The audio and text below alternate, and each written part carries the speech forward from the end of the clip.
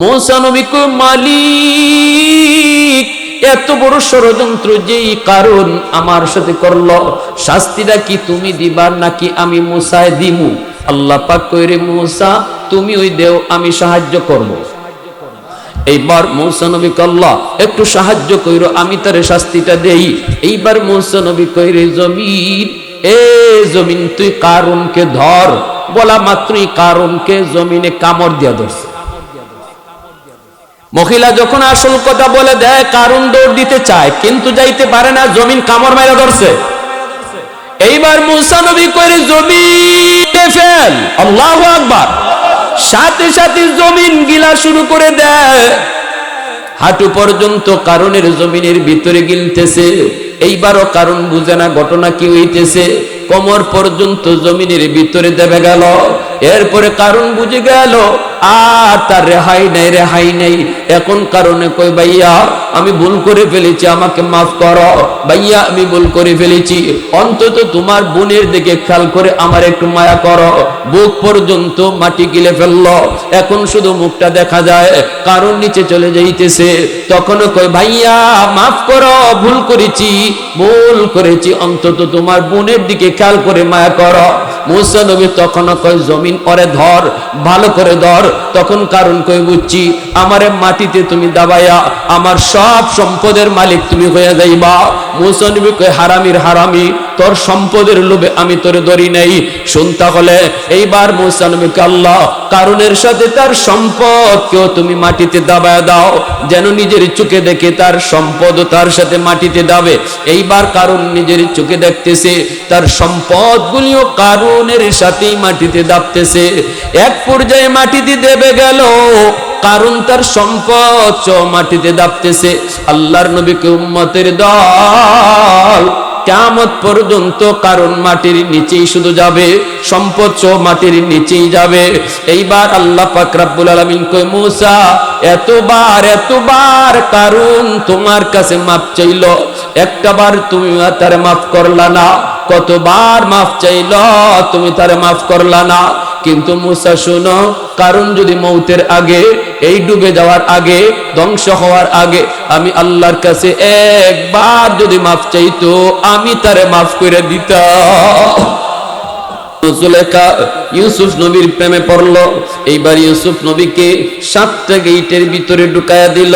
ইউসুফ নবী তিনি তো আর মনে করছেন আমার মালিকা যে আমারে ফালে, ইনি আমারে ডাকতেছে, অসুবিধা কি? সরল দিলে তিনি ঢুকছেন, প্রতিটা গেটের ভিতরে ঢুকেন। আর জুলেখা বড় বড় তালা মারে, তালা মাইরা চাবিটা নিজের কুচে রাখে, আবার একটা গেটের ভিতরে ঢুকে, তালা মাইরা চাবি নিচের কাছে রাখে, আবার একটা গেটের ভিতরে ঢুকে, ডুইকা খাস কামরায় যে ঢুকলো। ডুইকা এইবার দরজা লাগায়া কই ইউসুফ এখন আমার মনের আশা পূরণ করো। নাউজুবিল্লাহ, আরেকটু জোরে কোন নাউজুবিল্লাহ। আল্লাহর পয়গম্বর সাথে সাথে বলে ইন্নী মাআল্লাহ, আমি আল্লাহর কাছে আশ্রয় চাই, আমার আল্লাহ দেখে ফেলবে। সাথে সাথে জুলেখা কয় ইউসুফ এই জায়গায় কেউ নাই, কেউ দেখবে না, 7 গেটের ভিতরে তোমাকে ঢুকাইছি, কেউ টের পাবে না। ইউসুফ নবী বলতেছে আল্লাহ সব জায়গায় দেখেন, দরজা বন্ধ করলো আল্লাহ দেখেন, পানির নিচে গেল আল্লাহ দেখেন, মাটির নিচে গেল আল্লাহ দেখেন, অন্ধকারে আল্লাহ যেমন দেখেন, দিনে যেমন দেখেন, অন্ধকারে তেমন দেখেন। এই কথা বলতে জুলেখা কয় ঠিক আছে দেবতারও দেখতে দিব না। তার শোকেসের মধ্যে একটা ছোট মূর্তি ছিল, এই মূর্তিটার মুখটা কাপড় দিয়ে ঢেকে ফেলছে জুলেখা। ডাইকা কই ইউসুফ এই যে দেখো দেবতার মুখটাও ঢেকে ফেলছি। নাউজুবিল্লাহ জোরে কইতেন। আল্লাহর পয়গম্বর কই ইউসুফ নবী কয় এ জুলেখা তুমি মনে করেছো তোমার দেবতার মুখ ডাকলে তার চোখ বন্ধ করা যায়, কিন্তু আমি যার মালিক কই তার মুখ ডাকার ক্ষমতা পৃথিবীর কারো নাই গো। ঠিক কিনা জোরে কোন? তোমার আল্লাহর চেহারা ডাকা যায় না, তিনি তো সর্বদা দেখেন। এই কথা বলতে জুলেখা কয় আমি এত কিছু বুঝি না, আমার মনের আশা পূরণ করো। ইউসুফ নবী এবার চিন্তায় পড়লেন কি করব কি করব। তখনই চিন্তা হলো আল্লাহ বলেছে আস-সা'য়ু মিন্নি ওয়াল ইতমামু মিনাল্লাহ, তোমার কাম হলো চেষ্টা করো, গুনাহ থেকে বাঁচার জন্য তুমি চেষ্টা করো, যদ্দূর তোমার সাধ্য আছে এদ্দূর চেষ্টা করো, বাকিটা করব আমি আল্লাহ, বাকিটা করব আমি আল্লাহ, বাকিটা দেখব আমি আল্লাহ। ইউসুফ নবী চিন্তায় পড়ে গেলেন, দরজা তো বন্ধ, তালা মারা, কিন্তু আমি তালা খুলতে পারবো না, তালা পর্যন্ত দৌড় দিয়া যাইতে পারবো, বাকিটা করবেন আমার আল্লাহ। দৌড় দিয়ে তিনি তালা পর্যন্ত গেলেন, আল্লাহ পাক সাহায্য করলেন, তালা ঠাস করে খুলে গেল। আল্লাহু আকবার জোরে কর। দ্বিতীয় গেট পর্যন্ত তিনি আবার গেলেন, আবারও আল্লাহ তালা খুলে দিলেন। এইভাবে পিছনে পিছনে জুলেখাও ধরতে শুরু করলো। ইউসুফ নবী তালা কাছে যায়, তালা অটোমেটিক খুলে যায়, কারণ আল্লাহ বলেছেন ওয়াল্লাযীনা জাহাদু ফিনা লানাহদিয়ান্নাহুম সুবুলানা ওয়া ইন্নাল্লাহা লামাআল মুহসিনিন। আল্লাহ পাক কয় চেষ্টা করো আমাকে পাওয়ার জন্য, বাকিটা করব আমি আল্লাহ। এইভাবে 7টা গেট, 7টা গেট নবী পার হয়ে যেই মাত্র গেটের পাশে আসলেন, পিছনে জুলেখাও দৌড়ায়। জুলেখা ইউসুফ নবীর পাঞ্জাবিতে টান দেয়, এমন ভাবে টান দিছে, টান দেওয়ার সাথে সাথে পাঞ্জাবিটা ছিঁড়ে গেছে, পিছন দিকে পাঞ্জাবি ছিঁড়ে গেছে, জামা ছিঁড়ে গেছে। সাথে সাথে দেখা যায় জুলেখার স্বামী হাজির। জুলেখার স্বামী দেখতেছে ইউসুফ নবী আর জুলেখা দুজন দৌড়ে ঘর থেকে বের হইছে। এখন তো জুলেখা বিপদে পড়ে গেল। স্বামীর সামনে কি জবাব দেয়, কি বলবে স্বামীকে? স্বামী কয় কি ব্যাপার, কি হয়েছে? মহিলা মানুষ দেখেন কত বড় ষড়যন্ত্র করে। ইউসুফ আলাইহিস সালাম কইবার আগে জুলেখা কয় দেখো জাগা যে দিসলা, দেখো কি করছে। কি হইছে? তুমি না আদর করে আনছিলা, ঘরে জায়গা দিছিলা, এখন যারে আনছো সেই তোমার স্ত্রীর সাথে তোমার আমানতে খেয়ানত করতে চাইছে। নাউজুবিল্লাহ। নিজেরটা ইউসুফ আলাইহিস সালামের গায়ে চাপাই দিছে। তখন ইউসুফ আলাইহিস সালাম বলতেছে সৈয়দ, ইয়া সৈয়দি, হে আমার মুনিব, শুনেন এটা ভুল কথা, মিথ্যা কথা। আমি খারাপ উদ্দেশ্য নিয়ে ঢুকি নাই, উনি খারাপ উদ্দেশ্য নিয়ে আমারে ঢুকাইছে এবং উনি চেষ্টা করছে। এখন দেখা যায় ইউসুফ আলাইহিস সালাম বলতেছে সে দোষী, আর জুলেখা বলতেছে ইউসুফ দোষী। আজিজে মিসর ফয়সালা দিবে কি কইরা? সাক্ষী কই, কে দোষী কে নির্দোষ, সাক্ষী কই? ওই মুহূর্তে এই একটা ছোট বাচ্চা, একজন মহিলার কুলে দুধের বাচ্চা, ওই আজিজে মিসরের পরিবারেরই একটা মহিলা তার কুলে দুধের বাচ্চা নিয়ে এখানে আসছে হইচই শূন্য। ওই দুধের বাচ্চায় মার দুধ খাইতেছে, ওই অবস্থায় এই বাচ্চাটার জবান আল্লাহ খুলে দিয়েছে। সুবহানাল্লাহ জোরে করে। সূরা ইউসুফের মধ্যে আছে, আপনারা যারা সূরা ইউসুফ পড়েন দেখবেন, বাংলা তরজমা পড়লে পাবেন, এখানে ওই ছোট বাচ্চাটা তখন জবান খুলে গেছে। ওই শিশু বাচ্চাটায় কই মুনিব, আমি আপনার একটা প্রমাণ দেই, প্রমাণ কে দোষী আর কে নির্দোষ এটা কেউ বলা প্রয়োজন নাই, একটা আলামত দেখলে আপনি বুঝবেন। যদি আপনি ইউসুফের সামনের দিকে জামা ছিঁড়া পান তাহলে বুঝবেন ইউসুফ দোষী, আর যদি পিছনের দিকে জামা ছিঁড়া পান তাহলে বুঝবেন জুলেখা দোষী। কারণ ইউসুফ দৌড়ায়া ভাগতে চাইছে, ইউসুফ বাঁচতে চাইছে, জুলেখা পিছন দিক দিয়ে টান দিছে।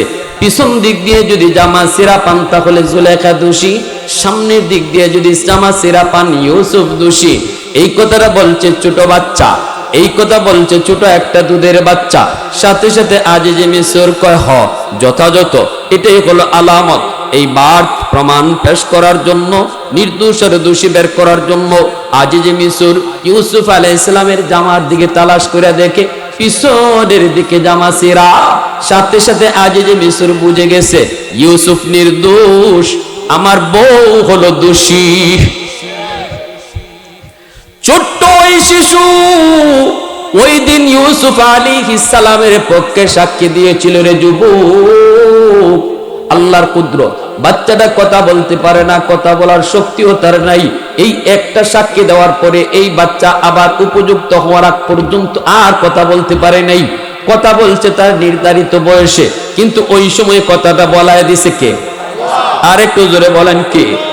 ইউসুফ আলাইহিস সালাম যখন মিশরের প্রধানমন্ত্রী হন, দুর্ভিক্ষ দেখা দেয়, আর ইউসুফ আলাইহিস সালাম মানুষদেরকে এইভাবে তাদের পাত্র ভরে ভরে এক একজনকে এক এক কেজি কইরা গম দিতেছেন। একজনকে 1 কেজি করে গম দেন, সবাই 1 কেজি করে নেয়। কিন্তু এই বালক, একটা যুবক ইউসুফ নবীকে কই আমাকে আরেক কেজি দেন, হইতো না। ইউসুফ আলাইহিস সালাম কই না হইতো না, 1 কেজি করে সবাইরে দিতেছি। তোমার যদি 2 কেজি দেই তাহলে আরেকজনে 2 কেজি চাবে, তোমাকে যদি আরেকটু বেশি দেই আরেকজনে বেশি চাবে। হ্যাঁ কই হুজুর শুনেন, 2 কেজি শুধু না, আমি যদি আমার পরিচয় আপনারে দেই তাহলে আপনি আমাকে যত মন খুশি দিবেন। ইউসুফ আলাইহিস সালাম কই তুমি কে? কই হুজুর মনে পড়িনি, দেখেন তো আপনি ফেঁসে গেছিলেন জুলেখার ষড়যন্ত্রে। ওই দিন আপনারে বাঁচাইছিল যেই বাচ্চা, আল্লাহর কুদরতে কথা কইয়া আমি হলাম সেই বাচ্চা, আজকের যুবক। তাফসীরে মাযহারিতে আল্লামা সানাউল্লাহ পানিপতি রাহমাতুল্লাহি আলাইহি তিনি লিখেন, সাথে সাথে ইউসুফ আলাইহিস সালাম খুশি হয়ে যুবককে বুকে জড়ায় নিছে, কপালে চুমা খায় আর বলে, যুবক তুমি বাইতুল মাল থেকে যা মন চায়, যত মন চায় তুমি নিয়ে যাও, তোমার জন্য বাইতুল মালের দরজা ওপেন করে দিলাম। আল্লাহ পাক কই বন্ধু, একটা সাক্ষী দেওয়ার কারণে ইউসুফ যদি তার বাইতুল মালের দরজা খুলে দেয়, তোমার যেই সকল উম্মতেরা দৈনিক 5 বার নামাজ পড়া আমি আল্লাহকে সাক্ষী দিবে, ইউসুফ এক সাক্ষী পাইয়া খুশি হইয়া যেমন দরজা খুলে দিছে, আমি আল্লাহ দৈনিক 5 বার যারা আমাকে নামাজ পড়ে সাক্ষী দিবে রে, আমিও তার জন্য জান্নাতের দরজা এমন খুলে দিব। আর একটু জোরে কন্যা সুবহানাল্লাহ, আর একটু জোরে কন্যা সুবহানাল্লাহ। এ ভাইরা বন্ধুরা, যুবক, এই 2 শিশুর গল্প আল্লাহ পাক রব্বুল আলামিন তিনি কোরআনের ভিতরে করেছেন। আর একটা গল্প হলো একটা বাচ্চার নাম হলো জুরাইজ। ইনি হলেন মার বড় ভক্ত, কিন্তু মা পাগল, ওলি হইছেন মার সেবা কইরা। মার সেবা ছাড়া আল্লাহর ওলি হওয়া যায় না, বাবার সেবা ছাড়া আল্লাহর ওলি হওয়া যায় না। সেবা কইরা তিনি আল্লাহর ওলি হয়েছেন। এইবার তিনি আল্লাহকে আরো কাছে পাওয়ার জন্য বাড়িঘর সাইরা জঙ্গলে চলে গেছেন। জঙ্গলে যে একটা ঝুপড়ি বানাইয়া এই ঝুপড়ির ভিতরেই থাকেন, আল্লাহ আল্লাহ জিকির করেন। তখনকার সময়ে এই সিস্টেম শরীয়তে বৈধ ছিল, কিন্তু ইসলাম আসার পর এই বৈরাগ্যতা নিষেধ করা দেওয়া হয়েছে।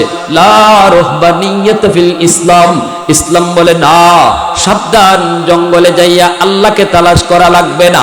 আল্লাহকে তালাশ করা যায় ব্যবসা কইরা, আল্লাহকে পাওয়া যায় চাকরি কইরা, আল্লাহকে পাওয়া যায় মেম্বারি চেয়ারম্যানি কইরা, আল্লাহকে পাওয়া যায় এমপিগিরি কইরা, আল্লাহকে পাওয়া যায় সংসার চালায়া।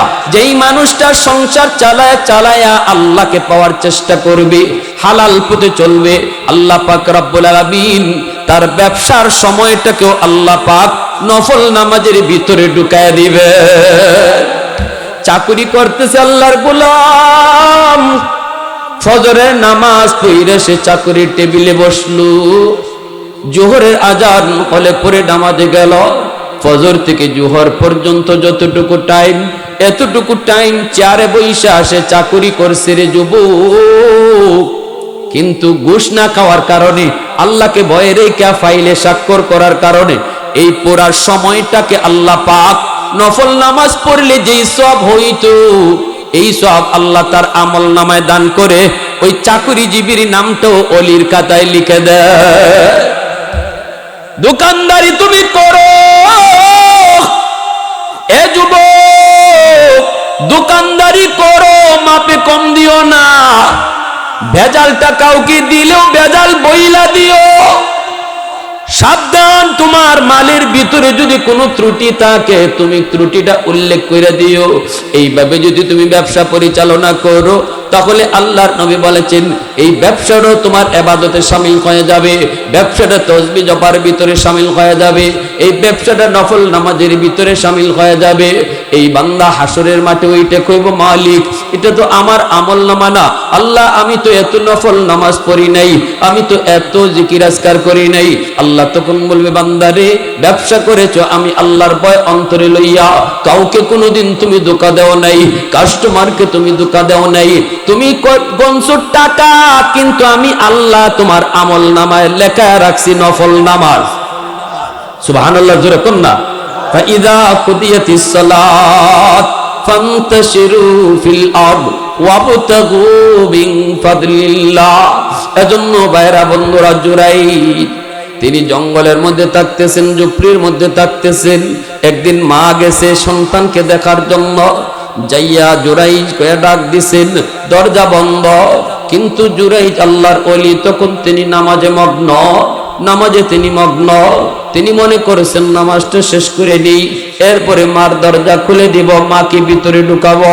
কিন্তু মা দুইবার তিনবার ডাকাডাকি করার পর যখন জুরাইজ দরজা খুললেন না, তখন মা কষ্ট পেয়ে তিনি চলে গেলেন, মা কষ্ট পেয়ে চলে গেলেন।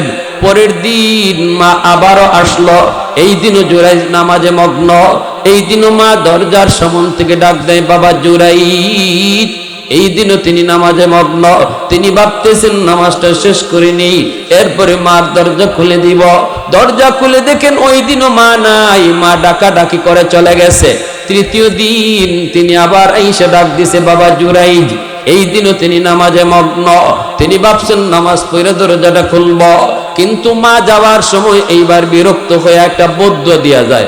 বদ্যটা হলো, 3 দিন আসলাম তুই দরজা খুললি না, আল্লাহ যেন তোরে কোন বেশ্যা নারীর ফান্দে না ফালাইয়া মরণ না দেয়। নাউজুবিল্লাহ। একটা বদ্য করে ফেলছে মা। আল্লাহ নবী বলছেন 3 ব্যক্তির দোয়া বদ্য আল্লাহর কাছে সরাসরি কবুল, ঠিক কিনা? এজন্য বাপ মা হুশে হুশে সন্তানরে বদ্য দিও। যদি সন্তান কখনো কষ্ট দিয়াও ফেলে, সাবধান, বদ্য দিয়েন না, কারণ বদ্য বের হতে দেরি, আল্লাহর কাছে কবুল হতে দেরি নেই। এই সন্তান বিপদে পড়লে আবার সবার আগে মা আর বাবাই যায় কান্না শুরু করবে, ঠিক কিনা? বদ্য দিয়েন না, আল্লাহর কাছে কানবেন, আল্লাহ আমার সন্তান বুঝে না, আল্লাহ তুমি তারে বুঝ দাও। মা বদ্য দিয়ে চলে গেছে, এর কিছুদিন পরেই ঘটনা ঘটে গেছে। কি ঘটনা? ঘটনা হলো, এক মেয়ে, চরিত্রহীনা নষ্টা এক মেয়ে, সে এক রাখালের সাথে অপকর্ম কইরা এক বাচ্চা হয়ে গেছে। এখন দেখা যায় মেয়েটা ভালো বংশের, আর এদিকে রাখাল হইলো খারাপ, রাখাল হইলো ছোট বংশের। এর ভিতরে একটা বাচ্চা পেটে চলে আসছে। এই বাচ্চা নিয়ে যখন এলাকায় আসবে, তখন রাখালে আর ওই মেয়েটা তারা পরামর্শ করতেছে। বুখারী শরীফের হাদিস থেকে সরাসরি বলতেছি, আল্লাহ রাসূল সাল্লাল্লাহু আলাইহি ওয়াসাল্লাম বনি ইসরাইলের ঘটনা বলছেন। তখন এই মেয়েকে এই রাখাল বলতেছে, মানুষ যদি তোমারে জিজ্ঞেস করে বাচ্চা পাইছো কই, যদি তুমি কও আমি দিছি বা আমার সাথে অপকর্ম করছো, আমি এই বাচ্চার বাপ, যদি এমনটা বলো, তাহলে তোমারও মেরে ফেলবে, আমারও মেরে ফেলবে, শেষ, দুইজনে সাফ করে ফেলবে। বরং বাচ্চার একটা পথ তোমারে কইয়া দিই, মানুষ যখন কইব এই বাচ্চা পাইছো কোথায়, বাচ্চার বাপ কেটা, তখন তো তুমি বলবা এই বাচ্চার বাপ হলো তোমাদের ফিস সাহেব, ওই যে জুরাইজ। নাউজুবিল্লাহ কইতেন না? আমাদের সমাজে এমন চলেনি না, চলে না? করে একজনের দোষ দেয়, আসেনি না নাই? অহরহ আছে। ওই যে ওই যে ওই যে হে হে হে, এক আঙ্গুলে দেখায় ওইদিকে, বাকি 3 আঙ্গুলে কয় না তুই তুই তুই। 3 আঙ্গুলে তো তার দিকেই নজর দেয়, ঠিক কিনা? এক আঙ্গুলে দেখায় ওই দিক, আর 3 আঙ্গুলে কয় এই দিক। এইভাবে এইরকম ঘটনা ঘটাইয়া দিছে। তখন কয় কি রাখালে, যখন এই ফিসাবের নাম কইবি তখন তুইও বাঁচবি আমিও বাঁচবো। বলে কেমনে? কয় তখন ফিসাবের কিছু ভক্ত আছে, এরা এটা মানতো না, কইব না মানি না। আরেক দল আছে ফিসাব বিরোধী, এরা কইব না এবার ফিরে ধরা যায়। তখন এই 2 দলে লাগবো মারামারি, আর ফাঁকে দিয়ে তুই আর আমি বাচ্চি। এইদিকে আমার ভাইরা, তখন হয়েছে কি 2 দল, সমাজের ভিতরে 2 দল। এক দলে কয় এইবার ফিসাবরে ধরো। এলাকার মানুষ সবাই অস্ত্র শস্ত্র লইয়া আইসা জুরাইজের দরজা আইসা তারা ভাঙা শুরু করলো। জুরাইজ তিনি আল্লাহর ওলি, তিনি এইবার দরজারা কইলা, কয় কি ব্যাপার, ঘটনা কি? কয় ঘটনা তো তুমি এখন বুঝবাই না, এখন তো বিশ্বাস সাজবা। যা ঘটাইবার তো ঘটায় ফেলছো। কই কি হয়েছে? আমি তো কিছুই জানি না। কই জানবা কেমন করা? এখন তো সাধু সাজবা। হুজুরের পক্ষে যারা আছে এরা এসে আবার লাঠি ধরছে, একসব মারামারি এদের ভিতরে হয়েছে। এরপরে তার ঘরে আবার হামলা হয়েছে। এইবার মানুষেরা কয়, এই মহিলা কি কয় শুনেন। এই মহিলা, এই বাচ্চার বাপ কেডা? তখন এই মহিলা কয়, এই পিসাব। নাউজুবিল্লাহ, জোরে কয়। এভাবে কয়ে ফেলছে। এভাবে কারুন ও মুসা আলাইহিস সালামের বিরুদ্ধে একটা অভিযোগ তুলছিল। কারুন কইছিল, মুসা তুমি যেভাবে আমার কাছে জাকাতের টাকা চাও আমি কিন্তু ফাঁসাই দিব। মুসা আলাইহিস সালাম কয়, তুই কি ফাঁসাইবি? তুই কি ফাঁসাইবি? আমার সাথে আমার আল্লাহ আছে, আমি কিন্তু ফাঁসাইয়া দিব। আমার কাছে জাকাত চাইও না, আমি সম্পদ খুব কামাইছি, খুব কষ্ট কইরা জাকাত টাকা দিতে পারবো না।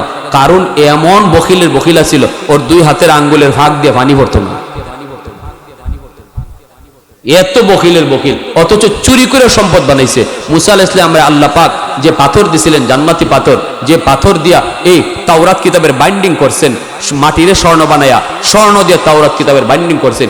এই জান্নাতি পাথর, এই জান্নাতি পাথরটা, এটা রেখো পরশ পাথর। এই পরশ পাথরটা এই কারুন চুরি করছিল। কারুন চুরি কইরা কারুনরে মুসা নবী দিছে স্বর্ণ দিয়া বাইন্ডিং করার জন্য, কারণ হ্যাঁ স্বর্ণকারা ছিল। কিন্তু এই পরশ পাথর কাম বানানি শেষ হওয়ার পরে আর মুসা নবীরে দেয় না। মুসা নবী কয়, কারণ কই রে, পাথরটা দে, তোরে তো কাজ করবার দিছি, মাটিরে সোনা বানাইয়া তুই আমার তাওরাতরে বাইন্ডিং করবে, এখন পাথরটা দিয়ে দে, এটা তো জান্নাতি পাথর, আল্লাহরে ফেরত দিতে হবে। কারণ কয়, ভাই সাহেব এটা তো হারাই গেছে। কি কয়? হারাই গেছে। মুসা আলাইহিস সালাম কয়, ডাকাইতের ডাকাইত, মিছা কথা কইস না, আল্লাহ কিন্তু ধরবো। কয়, ধরলে ধরবো, কিছু করার নাই, ইডিয়ার দিতাম না। এবার আল্লাহ পাক কয়, মুসা আর বাড়াবাড়ি করো না, এ পাথর তো এর কাছে আছে, এটা আমি আল্লাহও দেখতেছি, তুমিও জানো, বাড়াবাড়ি করে লাভ নাই, দেখি এ কদ্দুর বাড়তে পারে। এবার আল্লাহ পাক দেখে হে এক পাহাড়ের মাঝে যায়, টিলা, মাটির টিলা, গিয়া ওই পাথরটা টিলার মধ্যে লাগায়, পুরা টিলাটা স্বর্ণ হয়ে যায়। এইভাবে স্বর্ণের ব্যবসা তামাম পৃথিবী জুড়ে শুরু করলো এই কারণে, আর সে পৃথিবীর শ্রেষ্ঠ ধনী হয়ে গেল। এইবার আল্লাহ পাক কয়, মুসা কারুনরে কও, মুসার কাছে মুসার কারুনরে কও জাকাত দিত। হে সম্পদ তো বানাইছে কেমনে, আমি আল্লাহ তো দেখছি, এখন গিয়া কও জাকাত দিত। মুসা নবী গিয়া কয়, রে কারুন, সম্পদ যা হইবার হইছে, কেমনে হইছে এইটা তুইও জানোস, আমিও জানি, আল্লাহও জানে, হয়তো মানুষ এতটা জানে না, এখন জাকাত দিয়ালা। কয় অসম্ভব, জাকাত দিব না, আল্লাহ এত সম্পদ দেওয়ার পরও এখন জাকাত দিবে না। এরপরে মুসা আলাইহিস সালাম একদিন এইভাবে ঈদের নামাজে বয়ান করতেছেন, এমনি এক মহিলারে টাকা দিয়া সাজায় আনছে। আইনা কয়, যখনই মুসা বক্তব্য দেওয়ার জন্য উঠবো, তুমি হাজারো মানুষের সামনে দাঁড়ায় বলবা, তোমরা কার ওয়াজ শুনো? তার তো বাচ্চা আমার পেটে। নাউজুবিল্লাহ। মুসা আলাইহিস সালাম ওয়াজ করতেছেন, এমনি কারুন দাঁড়ায় গেছে। কয়, ভাই সাহেব, এমনিও চাস্তো ভাই লাগে, আবার বোন ভগ্নিপতিও। মুসা আলাইহিস সালাম তার বোন কারণে কাছে বিয়াও দিয়েছেন, আবার সম্পর্কে চাচাতো ভাই। ভালো মানুষ আছেন, কিন্তু তাওরাতের হাফেজ কিন্তু ছিল কারণ তাওরাতের হাফেজ ছিল, কিন্তু লোভে পইরা সে পথভ্রষ্ট হয়েছে। এখন মুসা আলাইহিস সালাম বলতেছে, ওয়াজ করতেছেন, কারণ দাঁড়ায় কয়, ভাইয়া ওয়াজ পরে একটা মাসলা কোন আগে, কেউ যদি জিনা করে তার শাস্তি কি? মুসা আলাইহিস সালাম কয়, শাস্তি হইলে তারা পাথর মারে শেষ করে ফেলানো। কয়, এটা কি খালি আমাদের জন্য না, আপনার উপরেও আছে এই ফতোয়া? মুসা আলাইহিস সালাম কি রে ডাইতে কয় কি? মুসা আলাইহিস সালাম কয়, ফতোয়া তো সবার জন্য সমান, আমার আর তোমার কি? কয়, তাহলে এই মহিলা কি কয় শুনেন। মুসা আলাইহিস সালাম তো অবাক হয়ে গেছে, ভরা মজলিস, উম্মত সামনে। মুসা আলাইহিস সালামের সামনে মহিলা উঠছে, উঠতে যখন মহিলা কথা কইব খালি, এমনি আল্লাহ ওই মহিলার কথাকে আল্লাহ ঘুরে দিয়েছে। মহিলা বলতে চায় এক কথা, বের হয় আরেক কথা। আল্লাহু আকবার। মহিলা বলতে চেয়েছিল কি, আর মহিলা কই কি? মহিলা কই রে উম্মতের দল, ও আমার এলাকার বাইরা, তোমরা শোনো, কারণ আমাকে পয়সা করে দিয়া, টাকা পয়সা দিয়ে কিনে আনছে মুসা নবীর বিরুদ্ধে একটা কথা কওয়ার জন্য, জিনার অপবাদ দেওয়ার জন্য। কারণ আমারে টাকা পয়সা দিয়ে শিখায়া আনছে। মূলত আল্লাহর নবী তিনি বিন্দু পরিমাণ কোনো অপরাধে জড়িত না, এই কথা এই মহিলা পড়া মজলিসে বলে ফেলছে। আল্লাহু আকবার, জোরে কোন। মুহূর্তেরই ভিতরে মুসা আলাইহিস সালাম তিনি সিজদায় পড়ে গেলেন। সিজদায় পড়ে মালিক, ইজ্জত দেওয়ার মালিক তুমি আল্লাহ, ওয়া তুইজ্জু মান তাশাউ ওয়া তুযিল্লু মান তাশাউ বিয়াদিকাল খাইর। সম্মান দেয় কে? ইজ্জত দেয় আল্লাহ, বেইজ্জতিও করে আল্লাহ। মূসা নবী কয় মালিক, এত বড় ষড়যন্ত্র যেই কারণ আমার সাথে করলো, শাস্তিটা কি তুমি দিবা নাকি আমি মূসায় দিমু? আল্লাহ পাক কয় রে মূসা তুমি ওই দেও, আমি সাহায্য করব। এইবার মূসা নবী আল্লাহ একটু সাহায্য কইরো, আমি তারে শাস্তিটা দেই। এইবার মূসা নবী কয় রে জমিন, এ জমিন তুই কারুনকে ধর। বলা মাত্রই কারুনকে জমিনে কামড় দিয়া ধরছে। মহিলা যখন আসল কথা বলে দেয়, কারুন দৌড় দিতে চায় কিন্তু যাইতে পারে না, জমিন কামড় মাইরা ধরছে। এইবার মূসা নবী কইরে জমিন ফেল, আল্লাহু আকবার। সাথে সাথে জমিন গিলা শুরু করে দেয়, হাঁটু পর্যন্ত কারণের জমিনের ভিতরে গিলতেছে। এইবারও কারণ বুঝে না ঘটনা কি হইতেছে, কোমর পর্যন্ত জমিনের ভিতরে দেবে গেল। এরপরে কারণ বুঝে গেল আর তার রেহাই নাই, রেহাই নেই। এখন কারণে কই ভাইয়া আমি ভুল করে ফেলেছি, আমাকে মাফ করো। ভাইয়া আমি ভুল করে ফেলেছি, অন্তত তোমার বোনের দিকে খেয়াল করে আমার একটু মায়া করো। বুক পর্যন্ত মাটি গিলে ফেললো, এখন শুধু মুখটা দেখা যায়, কারণ নিচে চলে যাইতেছে। তখনও কই ভাইয়া মাফ করো, ভুল করেছি, ভুল করেছি, অন্তত তোমার বোনের দিকে খেয়াল করে মায়া করো। মূসা নবী তখনও কয় জমিন ওরে ধর, ভালো করে ধর। তখন কারণ কই বুঝছি, আমারে মাটিতে তুমি দাবাইয়া আমার সব সম্পদের মালিক তুমি হয়ে যাইবা। মূসা নবী কয় হারামির হারামি, তোর সম্পদের লোভে আমি তোরে ধরি নাই। শুনতা হলে এইবার মূসা নবীকে আল্লাহ কারণের সাথে তার সম্পদ কেউ তুমি মাটিতে দাবায়া দাও, যেন নিজের চোখে দেখে তার সম্পদ তার সাথে মাটিতে দাবে। এইবার কারণ নিজের চোখে দেখতেছে তার সম্পদ গুলিও কারণের সাথেই মাটিতে দাবতেছে। এক পর্যায়ে মাটিতে দেবে গেল, কারণ তার সম্পদ মাটিতে দাবতেছে। আল্লাহর নবীকে উম্মতের দল কিয়ামত পর্যন্ত কারণ মাটির নিচেই শুধু যাবে, সম্পদ মাটির নিচেই যাবে। এইবার আল্লাহ পাক রব্বুল আলামিন কয় মূসা এতবার কারণ তোমার কাছে মাফ চাইলো, একটাবার তুমি তারে মাফ করলা না, কতবার মাফ চাইলো তুমি তারে মাফ করলা না। কিন্তু মূসা শুনো, কারণ যদি মৌতের আগে, এই ডুবে যাওয়ার আগে, ধ্বংস হওয়ার আগে আমি আল্লাহর কাছে একবার যদি মাফ চাইতো, আমি তারে মাফ করে দিতাম। আহাদুল লাইসা কামিসলি সামাদুল লাইসা কাফাদলি লিমানিল মুলকু তুগু ইতু সাদাওয়ার খুদাই তো खुदावंद यमीनी तो खुदावंद यसारी तो खुदावंद ज़मीनी तो खुदावंद समाई तो रहीमी तो करीमी तो समीई तो बसीरी तो मुइद्दी तो मुदिल्ली तो मालिकिल अर्शी बजाई। একটু জোরে কোন আল্লাহু আকবার। এজন্য আল্লাহ পাক রব্বুল আলামিন কই জানুনি, প্রতিদিন জমিন আমি আল্লাহর কাছে আবদার করে মালিক, আর গুনাহগারের পায়ের আওয়াজ আমি শুনতে চাই না, আর সুদখোরের পায়ের আওয়াজ শুনতে চাই না, আর জিনাকুরের পায়ের আওয়াজ শুনতে চাই না। কত কাল আমি জিনাকুরের পায়ের আওয়াজ শুনবো, আমি কত কাল সুদখোরের পায়ের আওয়াজ শুনবো। আসবিরু ইলা মাতা আসবিরু, আসবিরু ইলা মাতা আসবিরু।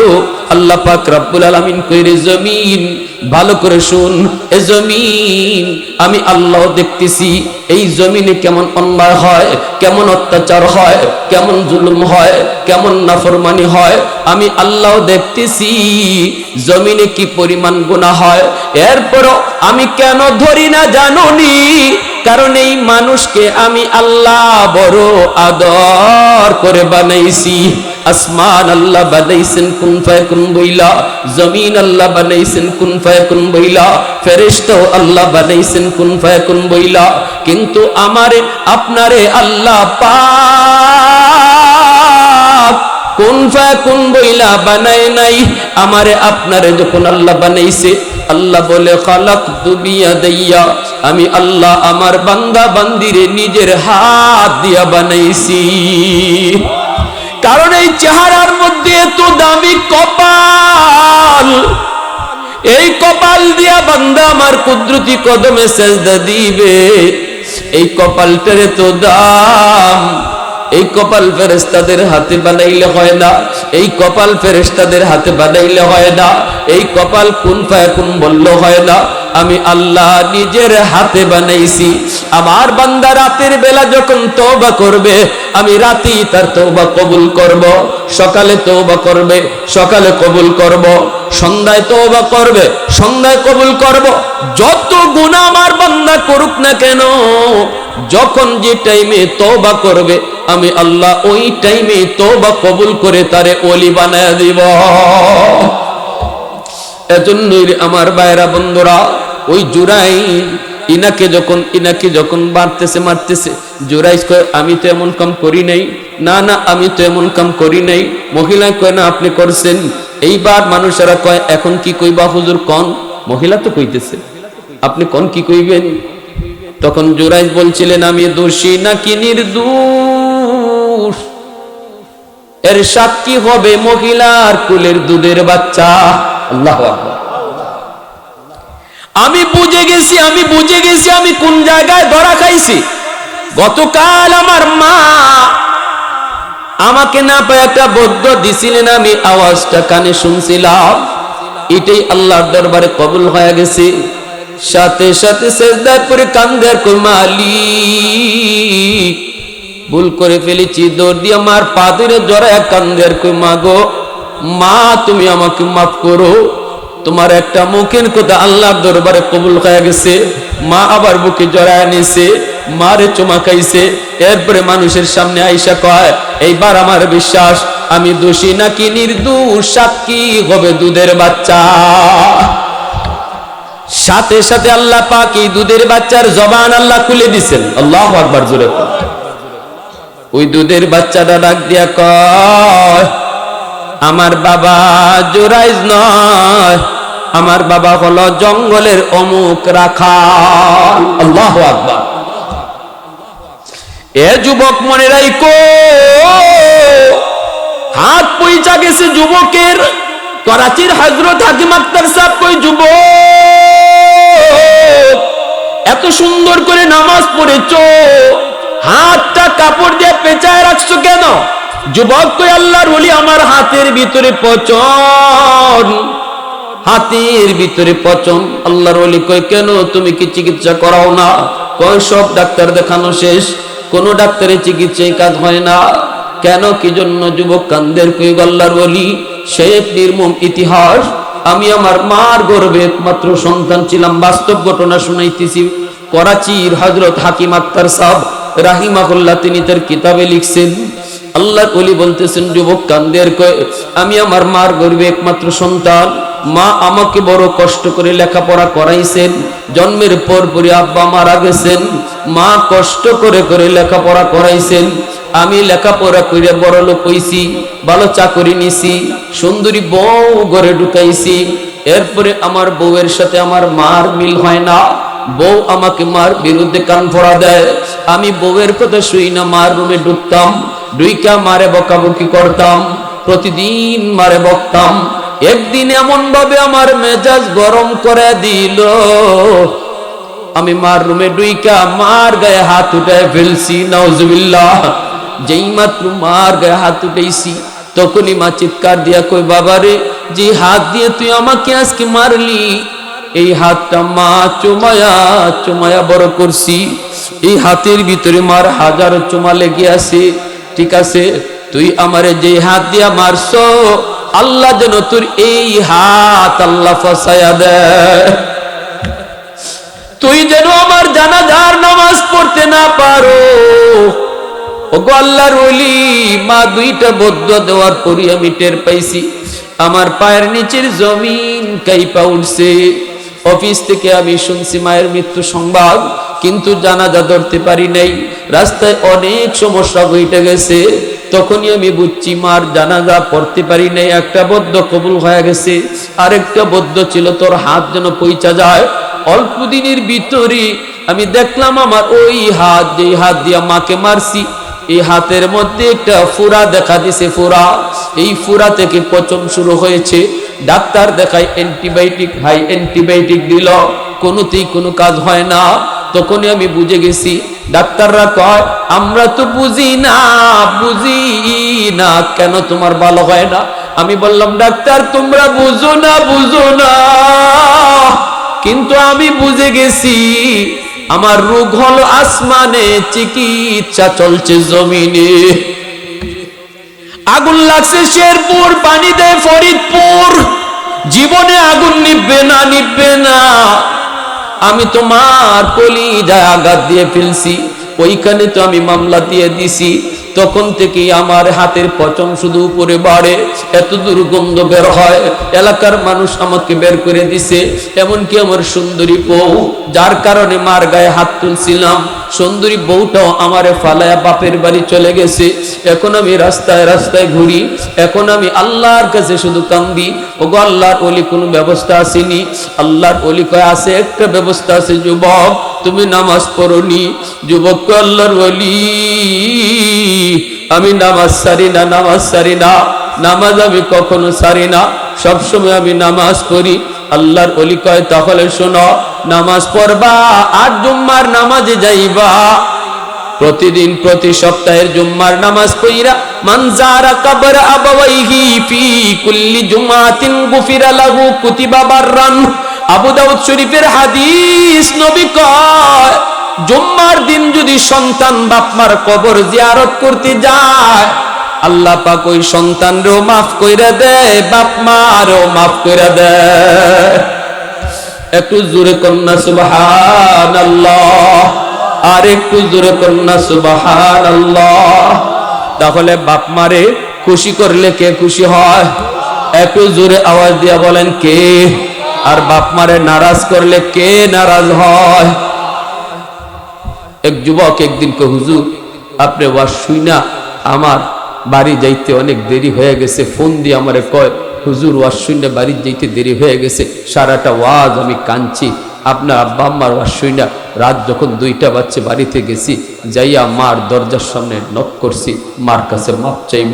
আমি প্রতিদিন মারে যায় মারতাম, অফিস থেকে যাইয়াই আমি মার রুমে ঢুকিয়া বউয়ে আমারে শুনাইতো এই সেই। আজকে আমাদের সমাজে যত ঝামেলা বউ শাশুড়ির, অনেক বউয়েরা এই কথাটা বুঝে না যে স্বামীরে আজকে পাইয়া আমি এত আনন্দিত, এই স্বামীটা এই শাশুড়ির পেট থেকে আসছে, এই মার পেট থেকে আসছে। আমি যদি আজকে আমার শাশুড়ির শ্রদ্ধা করি, আগামীকাল আমি যেদিন শাশুড়ি হব সেদিন আমিও শ্রদ্ধা পাবো। আজ আমি আমার শাশুড়ির সাথে যে আচরণ করব, আগামীকাল আমি শাশুড়ি যখন হব আমার সাথে আমার পুত্রবধূ এমন আচরণটাই করবে। ঠিক কিনা জোরে কর। এই কথাটা একটু যদি ভাবতো, তখন আমি ওই আমার স্ত্রীর কথা শুই না, আমি মার রুমে ঢুইকা মারে প্রতিদিন যায় মারতাম। হুজুর ওয়াজ শুই না, আমি যখন মার দরজার কাছে গেছি ওই দিন 2টা বাজে গেছে, মা মনে করছে আজকে ছেলে হয়তো আমাকে মারবে না, মনে হয় ভুলে গেছে মায়ের কথা, মনে হয় বউ নিয়ে ঘুমায় পড়ছে। দুঃখিনী মা সেজদায় পড়ে আল্লাহর কাছে মা ছেলের জন্য কাঁদতেছে, আল্লাহ আমার ছেলেটারে তুমি বুঝ দিও। ওই অবস্থায় গিয়া মা ছেলে যখন মা কইয়া ডাক দিছে, তখনই মার কলিজার মধ্যে চিপা দিয়ে ধরছে, আল্লাহ রে আমি মনে করছিলাম আজকে আমার ছেলেটা মারবে না, আজকে মনে হয় মায়ের কথাটা ভুলে গেছে, কিন্তু না, মায়ের কথাটা তো ভুলে নাই, হয়তো আমারে মারতে আসছে। মা তখন চিৎকার দিয়ে বাবা আজকে আমারে মারিস না, বাবা আজকে মারিস না, গতকালকের মাইরে এখনো আমার পিঠে ব্যথা করে, আজকে আমারে মারিস না, আমি তোর বউয়ের সাথে আজকে কোনো ঝগড়া করি নাই। তখনই ছেলে চিৎকার দিয়ে মা আমি মারতে আসি নাই গো মা, আমি মাফ চাইতে আসছি। দরজাটা খুলে দিছে, যুবক যে মার পা ধরতে দেরি, মার কলিজা ঠান্ডা হতে দেরি হয় নাই, টান দিয়ে খুলে মিটাইয়া কপালে চুমা খাইয়া সব কষ্ট মা ভুলে গেছে। এ যুবক, পৃথিবীতে একমাত্র বাপ মা নিঃস্বার্থ ভালোবাসা তোমাকে দেয়, আর যত ভালোবাসা আছে সব ভালোবাসার পিছনে স্বার্থ, শুধু বাপ মার ভালোবাসার পিছনে স্বার্থ নাই। ঠিক কিনা? মনে রাখবা কার জন্য পাগল হয়েছো, কার জন্য কত কি করতেছো। নিঃস্বার্থ ভালোবাসা তোমার মা, নিঃস্বার্থ ভালোবাসা তোমার বাবা। মনে রাখবা যত অপরাধী করো, যদি তুমি মাফ চেয়ে ফেলাও, তখন দেখবা বাপ মা মাফ করে দেয়। আল্লাহ নবী বলছে, মান আসবাহা মুতিআন লিল্লাহি ফি ওয়ালিদাইহি আসবাহা লাহু বাবান মাফতুহান মিনাল জান্নাহ। রাতের বেলা যদি কোনো সন্তান বাপ মারে খুশি করে ঘুমাইতে পারে, সকাল হওয়া মাত্রই আল্লাহ তার জন্য জান্নাতের দরজা খুলে দেয়। আর যদি কোনো সন্তান রাতের বেলা বাপ মারে নারাজ করে ঘুমায়, বাপ মার কলিজায় ব্যথা দিয়া ঘুমায়, সন্তান জানে তার মার মনে কষ্ট, বাবার মনে কষ্ট, এরপরে ঘুমায় গেছে, সকাল হলেই তার জন্য জাহান্নামের দরজা আল্লাহ খুলে দেয়।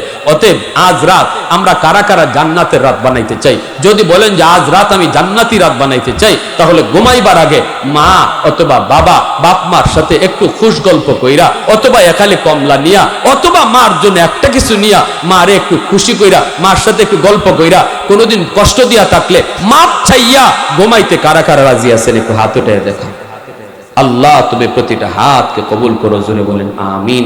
যদি আজ রাত একটু আরে বাপ মারে খুশি করতে তো লক্ষ টাকা লাগে না, বাপ মারে খুশি করতে লক্ষ টাকা লাগে না, তো আজকে যাই যদি খালি মশুরি টানাই দেও, মার মা আজকে আমি মশুরিটা টানাই দিব, মার বালিশটা তুমি সোজা করে দাও, মার বিছানাটা তুমি একটু পরিষ্কার করে দাও, আব্বার মশুরিটা তুমি টানাই দাও, আব্বার বালিশটা বিছিয়ে দাও, আব্বা ঘুমাও, আব্বা তোমার শরীর খারাপ, তাহলে আব্বার শরীরটা এখন ভালো আছে, এতটুকু বলো না, শুধু এতটুকু। বাপ মা অসুস্থ হলে ডাক্তার পরে আনো, আগে মাথার পাশে বৈশা বাবার কপালে হাতটা রাখো, দেখবা বাবা অর্ধেক সুস্থ হয়ে গেছে। মা কপালে একটা হাতটা রাইখা কো আম্মা শরীরটা কেমন লাগে, দেখবা মা অর্ধেক সুস্থ হয়ে গেছে। আজকে বাপ মা বড় সন্তান বড় হওয়ার পরে আব্বাকে ডাকতে তার শরম লাগে, আম্মাকে ডাকতে শরম লাগে, দিন চলে যায়, কারো কারো সপ্তাহ চলে যায়, একবার মুখ ভরে আব্বা ডাকে না, একবার মুখ ভরে আম্মা ডাকে না। এই কষ্টটা মার কলিজায় কি পরিমাণ মা জানে, বাবার কলিজায় বাবা জানে। শিশুকাল থেকে তুমি সেই ছেলে যেই ছেলে শুধু আব্বু আব্বুকে আব্বারে ডাকছো, আম্মু আম্মুকে আম্মারে ডাকছো, এইভাবে বড় হয়েছো। আজ তুমি একটু বড় হয়ে যাওয়ার কারণে আম্মাকেও তুমি ডাকো না, আব্বাকেও তুমি ডাকো না, মুখ ভরে আম্মাকে ডাক দিয়া দেখো, আম্মার মন খুশি হয়ে যাবে। আল্লাহ বলে বান্দা যখনই তোমার মার দিল খুশি হবে, সাথে সাথে আমি আরশের মালিক তোমার উপর খুশি হয়ে যাবে। যখনই বাবা খুশি হবে, আমি আরশের মালিক তোমার উপর খুশি হয়ে যাবে। আরে হাজিরিন, এজন্য বুঝেন আল্লাহকে খুশি করার পথ কোনটা, আর আমরা কোন পথে হাঁটতেছি, কোন দিকে আল্লাহরে তালাশ করতেছি। আল্লাহকে তালাশ করার পথ কোনটা? আল্লাহর বিধিবিধান মানো আর বাপ মার সেবা করো, বাপ মার সেবা করো। নবী বলেন কোন বাপ মা যদি সন্তানের উপরে জুলুম করে, সন্তানের উপরে জুলুম করে, কারো কারো মনে প্রশ্ন থাকতে পারে, শেষ দিয়ে দিব আর দেরি করবো না। যদি কোনো সন্তান বাপ মা যদি সন্তানের উপরে জুলুম করে, তাহলে আপনারা বলবেন হুজুর এই ক্ষেত্রে আমরা কি করব? এটার জবাব আল্লাহ নবী দিয়েছেন। ইলাওয়া ইন জালামা, সাহাবী প্রশ্ন করেছেন নবী গো, যদি বাপ মা জুলুম করে, এক সন্তানকে বেশি আদর করে আর এক সন্তানকে কম আদর করে, অথবা একজনকে ভালো জমি দেয় আর একজনকে কম দামি জমি দেয়, যদি এমন হয় তাহলেও কি আমরা বাপ মার সাথে ভালো আচরণ করব? জবাবটা আল্লাহর নবী কি দিবেন শুনতে চাননি? সবাই শুনতে চান? নবী বলেছেন ওয়া ইন যালামা ওয়া ইন যালামা ওয়া ইন যালামা, তিনবার। আল্লাহ নবী বলেন যদি জুলুম করে তবু সন্তান বাপ মার সাথে জুলুম করতে পারবে না। জুলুমের বিচার আল্লাহর আদালতে হবে। আল্লাহ বাপ মাকে কাঠগড়ায় দাঁড় করাবে আর বলবে তিনটা সন্তানের ভিতরে তুমি তিন রকম নজরে কেন দেখছো? তিনটা সন্তানই তো তোমার ছিল, আল্লাহর কাছে বিচার দেওয়া লাগবে। কিন্তু দুনিয়ার নিজামের ক্ষেত্রে আল্লাহর নবী বলেন সন্তান দুনিয়াতে বাপ মার সাথে ভালো আচরণ করতে হবে, খারাপ আচরণ করতে পারবে না, শুধুমাত্র মা হওয়ার কারণে, বাবা হওয়ার কারণে। এমনকি কাফেরও যদি হয়, বাপ মা যদি কাফের হয়, তবুও নবী বলেছেন বাপ মার সাথে বেয়াদবি করা যাবে না। আল্লাহু আকবার জোরে কর। বাপ মা যদি ঈমান নাও থাকে তবু বেয়াদবি করা যাবে না রে যুবক। সেখানে তোমার বাপ মা যদি বেনামাজি হয় বাপ মা, তবু বাপ মার সাথে বেয়াদবি করতে পারবা না। আল্লাহর কাছে কাঁদতে পারো, আল্লাহ আমার আব্বারে তুমি নামাজি বানায় দাও, আল্লাহ আমার আম্মারে নামাজি বানায় দাও। মনে রাখবা বাপ মার দোয়া যে আল্লাহর দরবারে কবুল হয়, বাপ মা নামাজি হতে হবে এমন শর্ত নবী লাগায় নাই। বাপ মা যদি বেনামাজিও হয় তবুও বাপ মার দোয়া বদদোয়া আল্লাহর কাছে কবুল হয়ে যায়। আব্দুল কাদের জিলানী, মঈনুদ্দিন চিশতির মতো হাজারো আব্দুল কাদের জিলানী তোমার এক রুমে বসায় রাখছো, আর আব্দুল কাদের জিলানী তোমার জন্য হাত উঠাইছে। 1000 আব্দুল কাদের জিলানী তোমার জন্য হাত উঠাইছে, আর ওই বাংলা করে তোমার মা তোমার জন্য হাত বাড়াইছে। আল্লাহ নবী বলে, রহমতের নবী বলে, হাজারো আব্দুল কাদের জিলানীর দোয়া কবুল হবে কি হবে না গ্যারান্টি নাই, কিন্তু ওই বাংলা করে মার দোয়া আল্লাহর দরবারে কবুল হয়ে যাবে। এই দোয়ার গ্যারান্টি নবী দিছেন, বাবার দোয়ার গ্যারান্টি দিছেন। মঈনুদ্দিন চিশতির দোয়া তোমার জন্য নবী গ্যারান্টি দেন নাই, নবী বাপ মার দোয়ার গ্যারান্টি দিয়ে গেছে। সুবহানাল্লাহ, জোরে কর। তাহলে কি বাপ মার কাছ থেকে বদদোয়া নিব না দোয়া নিব? বদদোয়া না দোয়া? দোয়া নিব। আর আমার ভাইয়েরা, বন্ধুরা, এই হলো শেষ কথা। আর আমাদের জন্য নবী বলেছেন, তোমরা বাপ মার নামে দান সদকা করবা, বাপ মার কোনো পাওনা থাকলে পাওনা পরিশোধ করবা, আর বাপ মার আত্মীয় স্বজন যারা আছে তাদের খোঁজ খবর রাখবা, তাহলে তোমার বাপ মা কবরে শুয়া শুয়া তোমার খেদমত পাইবে।